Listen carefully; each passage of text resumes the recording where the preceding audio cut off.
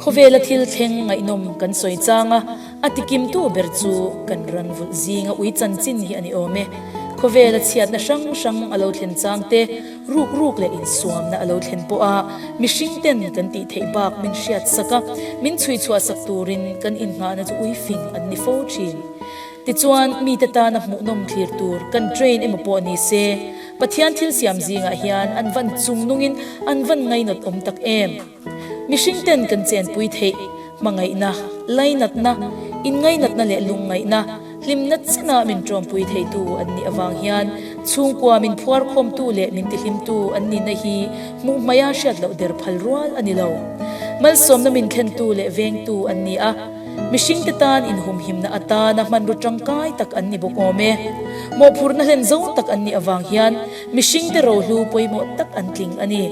kan lundan le kan che zia a inzom na thuk tak zir tham le chut fia thiam phak lo a inzom na le in ngai nat ton na oma din mun sang taka min siam tu chu kan ran vul te zinga hian ui hi an ni ome ti chuan tu na po mizoram ui vul tu ten akan hriat lar tak ui fin le man tlak aming runi tia an kau chu adam lai him thla te thlirin hun kan mang ho don ani a ui vul lama tuimi zong zong ten he hun hi min lo man pui turin kan so ma cheu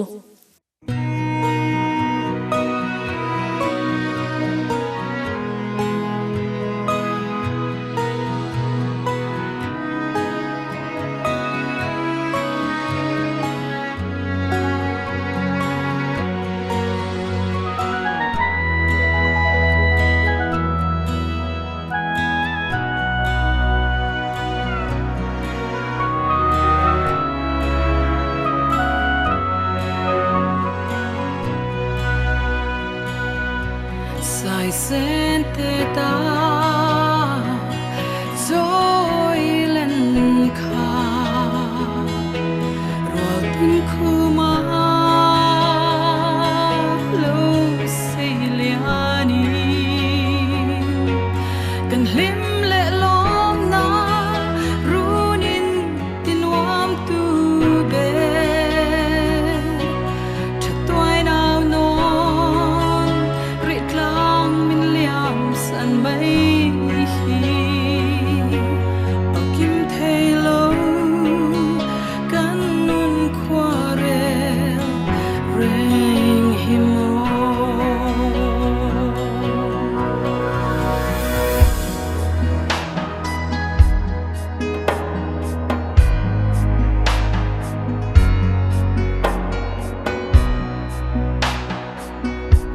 kan don bang lo